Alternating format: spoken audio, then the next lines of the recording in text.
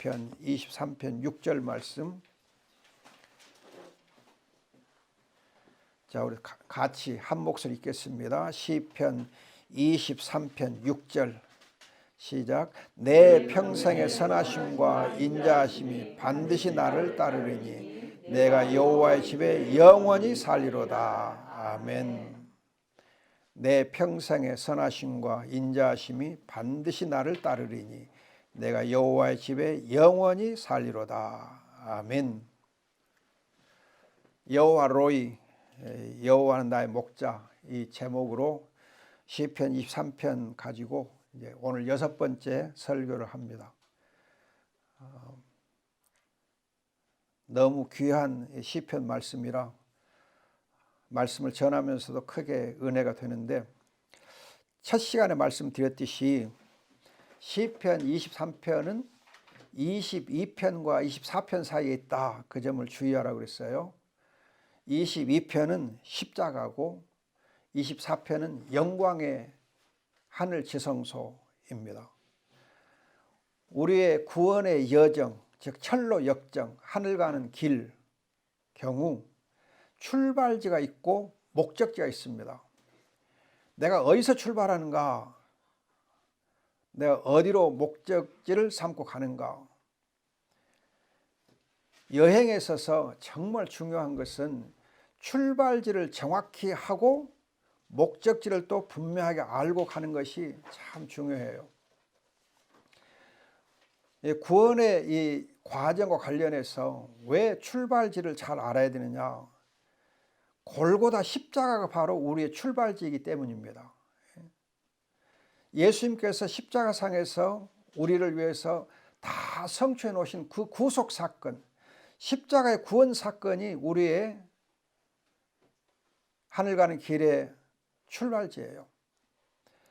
무슨 말이냐 하면 중요할 것은 하나님께서 다 이루어 놓으신 그 이제 이 구원 사역에서 우리가 출발해요. 하나님 우리를 위해서 다 준비해 놓으셨어요. 다 완성해 놓으셨어요. 하나님 완성해놓은 그 구원 사역 위에서 우리가 출발합니다. 어디를 향해서? 영광의 하늘의 지성소를 향해서 출발해요. 그렇기 때문에 정말 주의할 것이, 하나님이 하실 일은 다 하셨고 다 해주셨고 우리는 이제 시작하는 겁니다. 우리가 시작해요.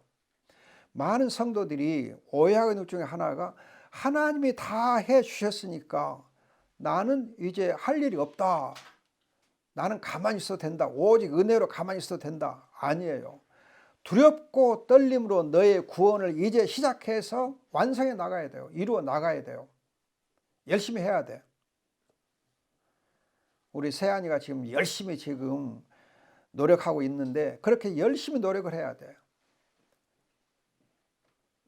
내 삶을 정말 하나님께서 인도해 주실 때에 그 인도해 주심을 따라서 열심히, 내가 두렵고 떨면 열심히 해야 돼요.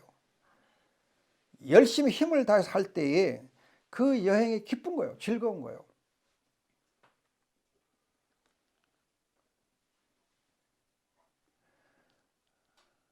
제가 언제 제일 기쁘냐면은 책상에 붙어서 글 쓸 때가 제일 기뻐요.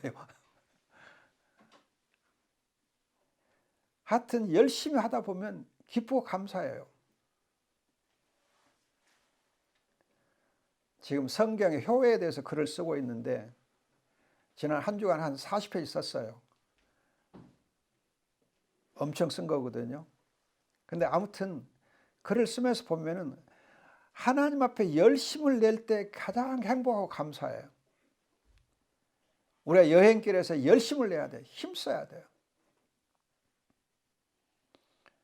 중간에 쉬거나 주저앉으면 안 돼요.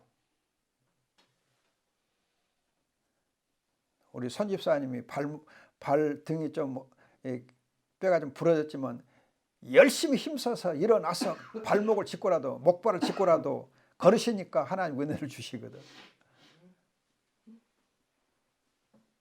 가만히 주저앉았으면 안 돼. 일어나서 걸을 때 하나님 역사하십니다. 목적지를 향해서. 걷고 또 걷고 또 걷고 걸어야 돼요. 그것이 여행길에 행복을 누리는 비결이에요. 어디를 향해서 하나님이 계시는 영광의 그 지성소를 향해서 담대하게 나아갑니다.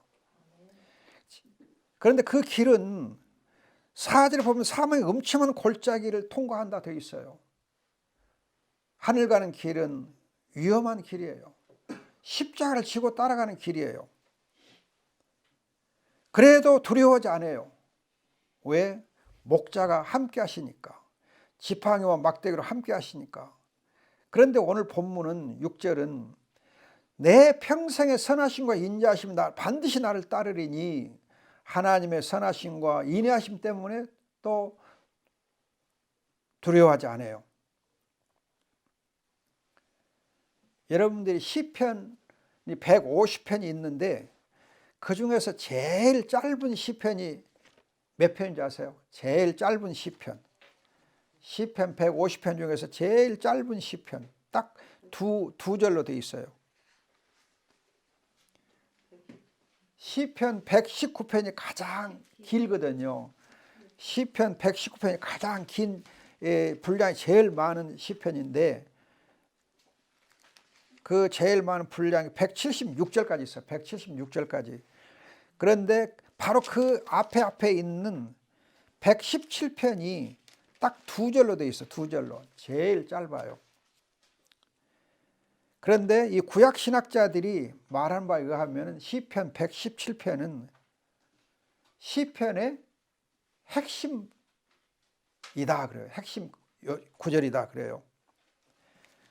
왜 시편의 핵심 구절이냐 하면은 하나님의 인내하심과 하나님의 진실하심이 영원하다. 인내하심과 진실하심, 선하심을 강조하기 때문에 그 두 가지를 강조하기 때문에 바로 시편의 핵심 구절이다 그래요. 가장 짧으면서 핵심 구절입니다. 시편의 어떻게 보면 요절과 같아요. 선하심과 인내하심이 항상 우리를 따르기 때문에 우리가 두려워하지 않는다 그래요. 그러면 하나님의 선하심이 뭐냐? 무엇이 선하심이시냐? 여러분 시편 34편 8절에 보면은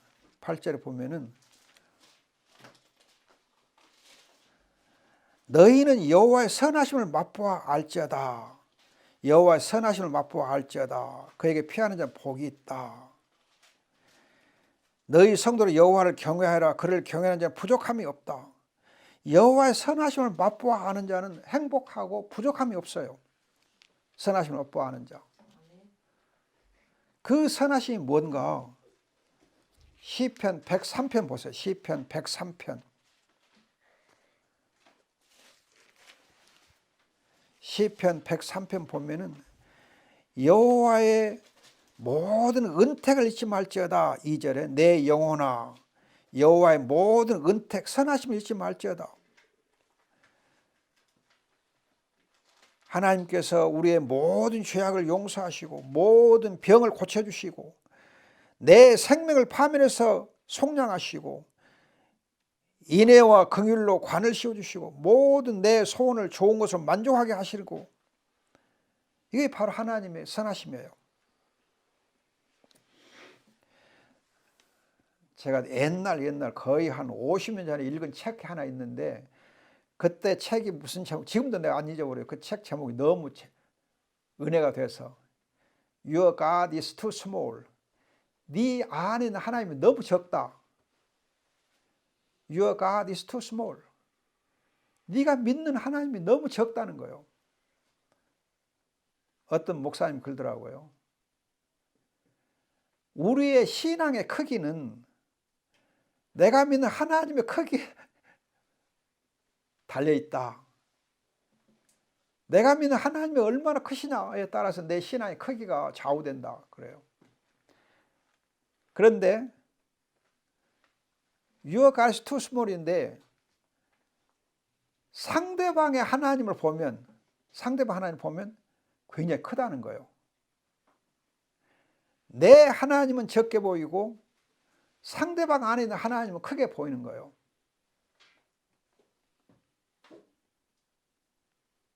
아, 저 사람 믿음 참 좋아. 저 사람 믿음 참 좋아. 우리 손집사님 믿음 너무 좋아. 이 권사님 항상 좋아한 것 같아. 그런데 내 안에 있는 신앙은 너무 적어. 왜 내 안에 있는 하나님이 적은가?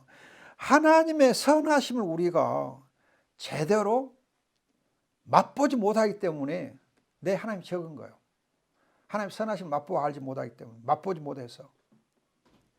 하나님이 내 죄악을 용서하시고 내 모든 병을 고쳐주시고 내 생명을 속량하신 이 은혜를 우리가 항상 만족을 주시는 그 하나님의 선하심을 맛보아야 돼요. 맛보아야 돼.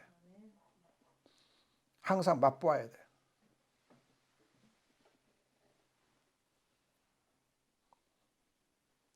집사람이 김치를 담으면 꼭 저보다 맛보라 그래요.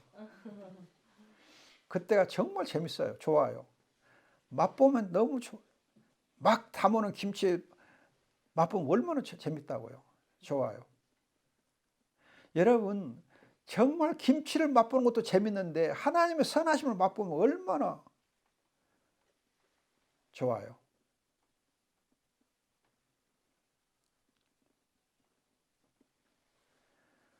어떤 권사님이 저한테 문자를 보내와가지고 자기가 글을 지금 어떤 신문에 기고하면서 계속 한 1년 반을 2주일에 하나씩 글을 썼는데 쓰다 보니까 지겹다는 거예요. 재미가 없다는 거예요. 누가 알아주지도 않는 것 같고 읽어주는 것 같지도 않고 재미가 없다는 거예요. 쓰기가 싫다고 그래요. 지겹다 그래요. 그래서 제가 대답하기를 지겨운 일을 재밌게 하는 것이 복이요 그랬어요. 지겹게 보이는 일을 재밌게 감사함을 할 수 있는 것이 바로 믿음이고 행복이다. 여러분들이 하루에 3번씩 꼭 밥을 먹잖아요. 또 이렇게 식사를 준비하고 하는데 어떻게 보면 지겹게 보일 수 있어요. 매일 3번씩 밥을 먹고 매일 3번씩 밥상 차리는 것이 준비하는 것이 지겨울 수 있어요. 그런데 그 지겹게 보일 수 있는 그 일을 즐겁게 감사함으로 기쁘게 하는 것이 바로 행복이에요. 밥을 먹을 때마다 기쁘고 감사하고 행복하고 그게 얼마나 큰 믿음이에요. 복이요.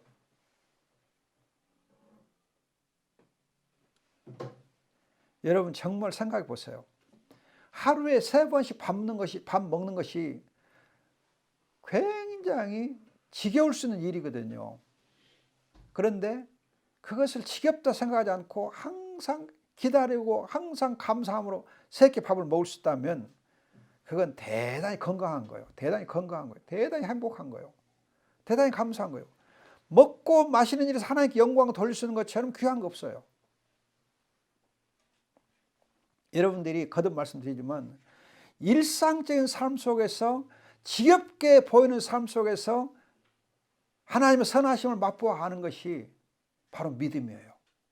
행복이고.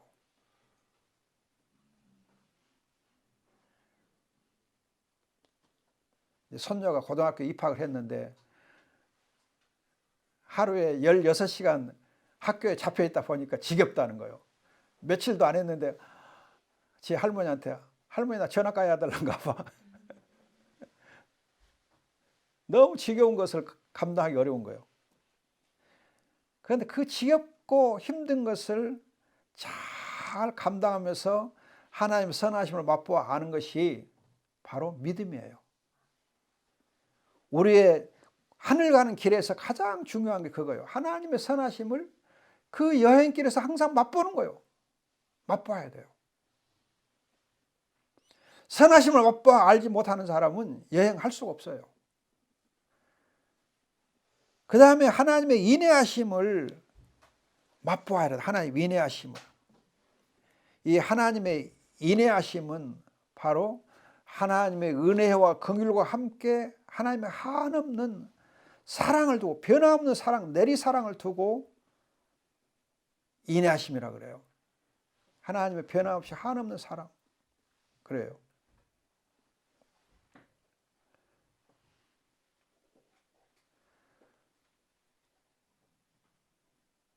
여러분, 하나님 아버지의 인내하심을 생각하면 자기의 유일하신 아들 예수 그리스도를 십자가에서 희생 제물로 내어 주시기까지 우리를 사랑해 주셨어요. 또 우리가 정말 하나님 앞에서 항상 우리는 하나님을 배반하기 쉽고 하나님을 등 돌리기 쉽고 정말 배은망덕하게 행하기 쉬운 우리인데, 그래도 평생토록 끝까지 우리를 사랑하시고 그 은혜를 베풀어 주세요. 정말 감사해요.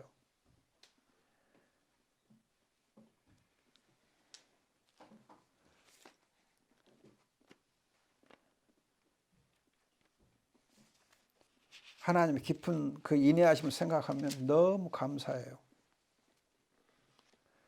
여러분들이 이제 육친의 어머니 아버지의 사랑을 생각해도 그 사랑이 얼마나 깊은가 감사하잖아요.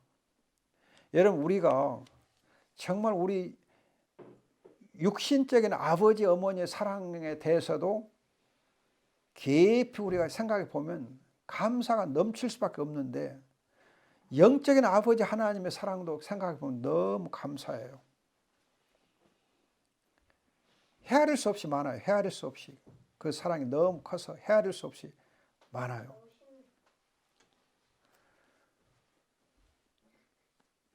제가 제 서재 벽에다가 할아버지 할머니 사진하고 아버지 어머니 사진하고 장인 장모님 사진을 붙여놨어요. 그리고 그 밑에 우리 부부 사진이 있어요. 무슨 뜻이냐면은 우리 부부는 이 할아버지 할머니 어머니 아버지 장인 장모님의 사랑을 항상 잊으면 안 되고 항상 그 은혜 아래서 살아야 된다, 감사하며 살아야 된다, 그런 뜻으로 해놨어요. 그래서 가끔 이제 그 벽 옆에 제가 거꾸리 그 기구를 놔뒀거든요. 거꾸리 하면서 밑에서 위로 쳐다보면서 감사합니다 그래요. 올려다 보면서 감사하다 그래요. 그래서 할아버지 할머니 어머니 아버지 장인 장모님을 생각해 보면서 감사해요. 그분들의 깊은 사랑이 아니었으면 내가 여기 지금 있을 수 있을까, 참 감사해요. 가끔 생각을 해요. 가끔 생각하면서 감사해요. 여러분, 우리가 부모님의 그 깊은 인애를 가끔이라도 생각해 보면 그것이 우리에게 굉장히 유익한 것처럼 하나님 아버지의 인애하심에 대해서도 생각해 보면 생각할수록 거의 우리에게 감사가 더 믿음이 되는 겁니다.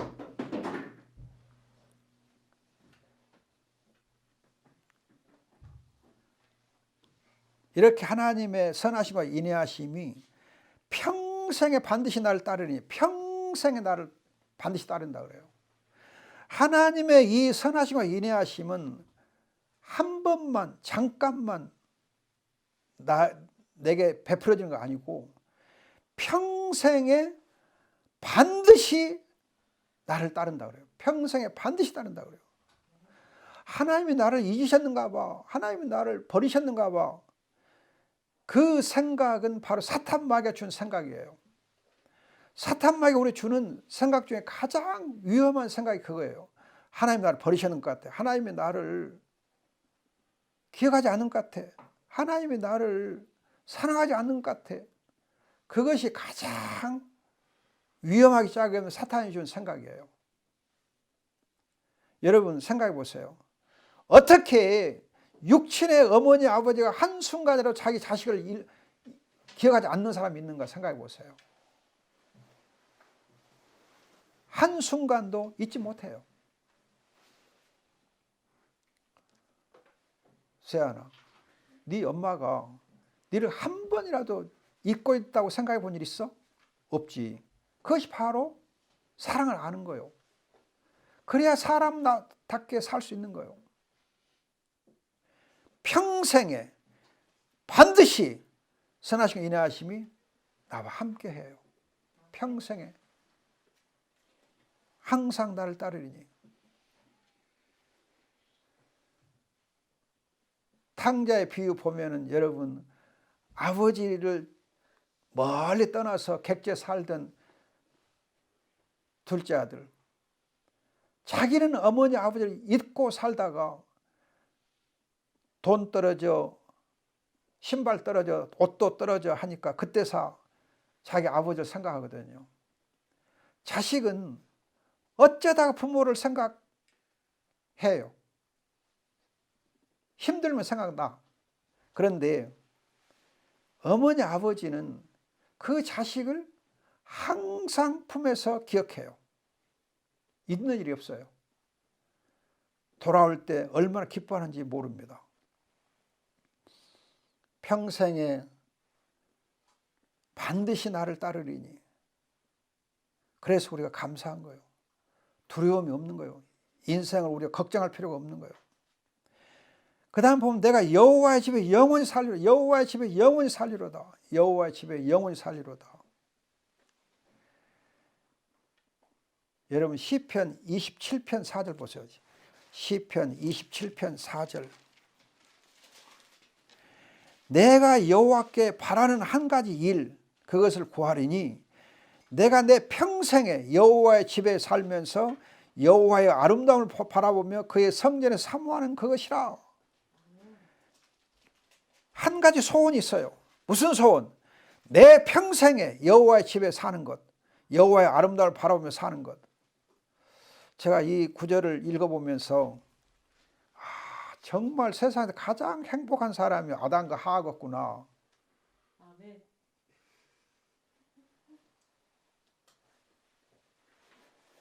바로 자기 거처 옆에다가 예배당을 지어놓고, 예배당 처음 지은 거 아니지만 아무튼 예배당을 세워지고 거기서 항상 기도하고 하나님을 사모하고 아름다워. 여기서 보다가 해가 그냥 노을이 그냥 너무 예쁘면 또 사진도 찍어놓고 또 무지개가 또 피면 무지개를 보면서 그냥 하나님께 감사하고 영광 돌리고. 이건 최고의 행복이에요. 최고의 행복이에요. 여러분, 여호와의 집에서 정말 하나님을 기뻐하고 즐거워하며 살 수 있는 것, 이것이 다윗의 평생의 소원이었어요. 평생의 소원. 내가 내 평생에 여호와의 집에 살면서 여호와의 아름다움을 바라보고 그 성전에서 여호와를 사모하는 것이 바로 가장 내 소원입니다. 큰 소원이요, 유일한 소원입니다. 그랬어요. 여러분 시편 65편 4절 보세요. 시편 65편 4절. 65편 4절. 주께서 택하시고 가까이 오게 하사 주의 뜰에 살게 하신 사람은 복이 있나이다. 우리가 주의 집 곧 주의 성전의 아름다움으로 만족하리이다. 주의 집으로 만족하고 주님의 뜰에 살게 되는 것, 주님의 뜰을 밟는 것이 얼마나 큰 행복인가. 그런데 이 예루살렘의 성전과는 비교가 될 수 없는 하늘의 성전, 영광으로 충만한 그 하늘의 성전을 생각하면 얼마나 감사한지 몰라요. 그것이 우리의 하늘 가는 길의 목적지예요. 목적지. 제가 가끔 여러분들이 로마서 공부할 때 말씀드린 거지만 로마서 5장 2절을 제가 너무 좋아해요. 로마서 5장 2절. 거기 보면 믿음으로 하나님의 은혜 앞에 서 있다 그래요. 믿음으로 하나님의 은혜 앞에 서 있다. 이 말이 무슨 말이냐? 하나님의 은혜의 보좌, 하늘에 있는 하나님의 은혜의 보좌에 들어가서 그 은혜의 보좌에서 하나님의 영광을 바라보고 즐거워하는 거예요. 여러분 지금 우리가 매일 성경은 레위기를 이제 묵상하고 있는데 레위기 말씀이 뭐냐?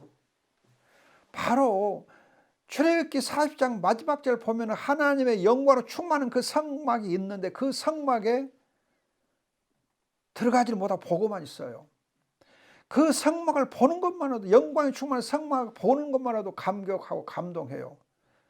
그런데 하나님께서 그 성막에 들어올 수 있는 길을 열어주셔요. 재물을 가지고, 예물을 가지고 들어오게 해요. 예물을 가지고. 여러분, 히브리어에 예물이라는 단어가 세 단어가 있어요. 하나는 고르반. 여러분, 고르반이라는 말 들어보셨죠? 고르반. 고르반이 바로 예물이에요. 하나님께 예물. 그래서 레위기 1장 1절에 나오는 예물이 바로 고르반이에요. 고르반. 그리고 이제 이 곡식 재물은 민하라 그래요. 민하. 그것도 선물이란 말로도 표현돼요. 예물, 선물로 번역되거든요. 그다음에 피의 재물은 제바흐라고 그래요. 제바흐. 그래서 레위기에 고르반, 민하, 제바흐 세 단어가 나와요. 그래서 보면은 정말 우리가 하나님 앞에 나갈 때 그 예물을, 그 재물을 가지고 나가면 그 영광 앞에 우리 설 수가 있고 영광 가운데 임할 수가 있어요. 하나님을 만나게 돼요. 이것이 정말 우리가 누릴 수 있는 최고의 복이거든요.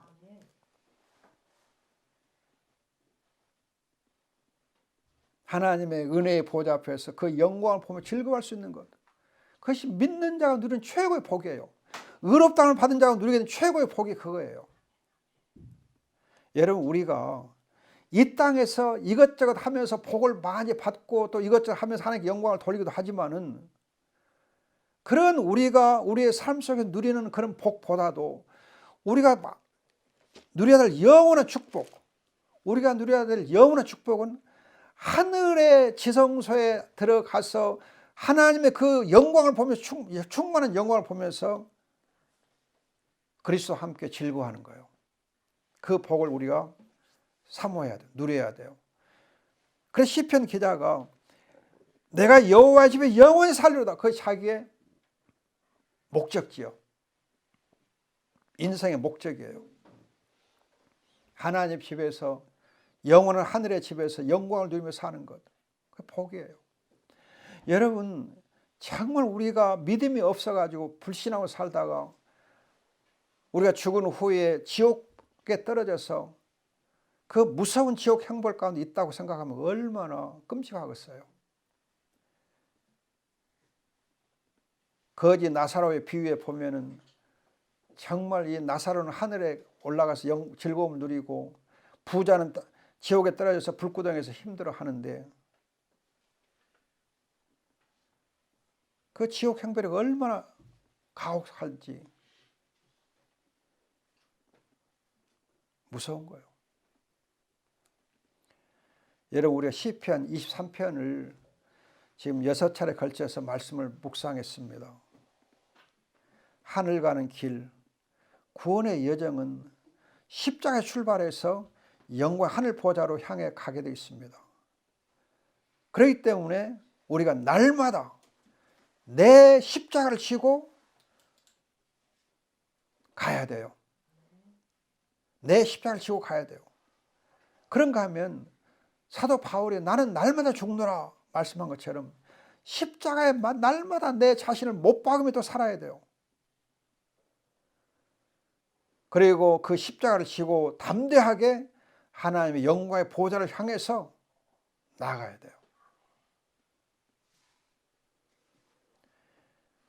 구원의 여정에서 하나님과 더 깊이 교제해야 돼요. 하나님 깊은 교제로 영생을 누려야 돼요. 우리가 정말 믿음의 생활을 할 때 그 신앙의 연륜이 깊어지면 깊어질수록 하나님과 더 깊은 교제를 나눠야 돼요. 깊은 교제를 나눠야 돼요.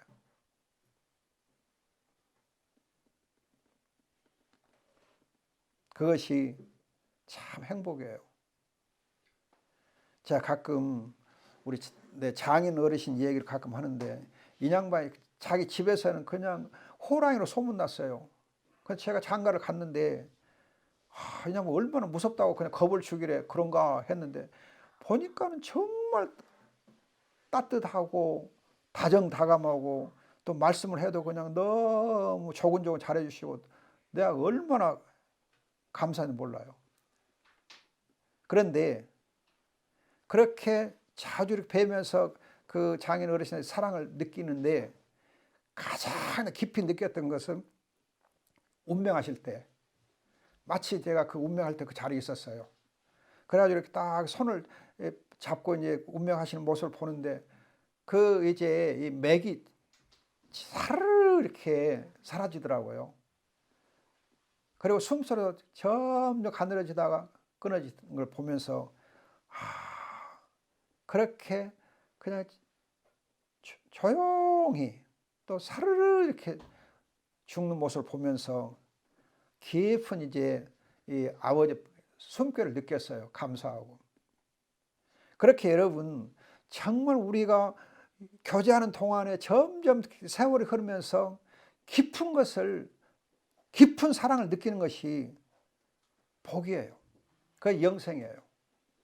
하나님을 믿고 살아가는 과정에서 그 하나님과 교제 속 하나님을 깊이 알고 누려가는 거. 하나님의 사랑을 더 깊이 우리가 알아야 돼요. 여호와 하나님이 나의 목자시고 예수 그리스도가 나의 목자시고 예수님이 나의 모든 것인 것을 경험해야 돼요. 체험해야 돼요. 풀밭과 물가로 인도하셔서 쉼을 얻게 하신 하나님, 복음의 말씀과 성령의 충만으로 쉼을 누리게 하신 하나님, 감사해야 돼. 우리가 옛사람의 죄성과 죄로 인해서 미혹을 받아서 넘어지기 쉽지만은 하나님이 늘 소생시켜 주십니다. 7번 넘어져도 다시 일으켜 주세요. 하나님은 우리를 일으켜 세우실 때에 목자가 양을 이렇게 소생시키는 것처럼 두들겨 패지도 않고 조심스럽게 따스한 손길로 마사지해 주시고 온유한 음성으로 사랑을 속삭여 주십니다. 우리는 잘 넘어져요. 그래도 여전히 일으켜 세워주세요. 자기 이름을 위해서 의의 길로 인도하세요. 골짜기의 길을 통과할 때에도 악한 자가 노리고 있으나 지팡이와 막대기로 성령과 말씀으로 우리를 함께 하시기 때문에 두려울 것이 없어요. 그래서 우리는 우리에게 먹을 것을 상을 베푸시고 기름을 발라주신 그 주님을 생각하면서 우리는 마음껏 주의 말씀을 먹어야 돼. 먹고 묵상해야 돼. 성령 충만을 우리가 항상 누려야 돼요. 힘써 말씀을 묵상하고 힘써 성령 충만을 누릴 때에 부족함이 없습니다. 여호와가 푸른 풀밭에 누워주시고 쉴만한 물가로 인도하실 때 주의할 거 있어요. 풀밭에 풀밭으로 인도하시면 우리가 풀을 열심히 먹어야 돼. 쉴만한 물가로 인도하시면 그 물에서 물을 충분히 마셔야 돼요. 성령을 하는 예수님께 부어주시면 그 성령 충만하게 받아야 돼요. 여러분, 예수님께서 우리에게 풍성한 생명을 주시고자 할 때 그 푸른 풀을, 말씀의 꼴을 열심히 먹어야 돼요. 그래야 선하심과 인내하심을 우리가 체험할 수 있고 평생 부족함이 없습니다. 만족해요. 거듭 결론 내리면 말씀드립니다. 하나님이 하시는 일이 있고 내가 할 일이 있어요. 내가 할 일이. 목자가 하는 일이 있고 양이 하는 일이 있어요. 양은 열심히 먹고 열심히 마셔. 우리는 하나님의 말씀을 열심히 읽고 묵상하고 열심히 그 말씀을 마음에 새겨. 그리고 성령을 항상 구해서 성령 충만을 받아요. 말씀 풍성 성령 충만할 때 부족함이 없어요. 내가 할 일을 하지 아니하고 나는 배고파, 나는 부족해. 여러분, 어머니가 밥상을 차려줬어. 근데 안 먹어.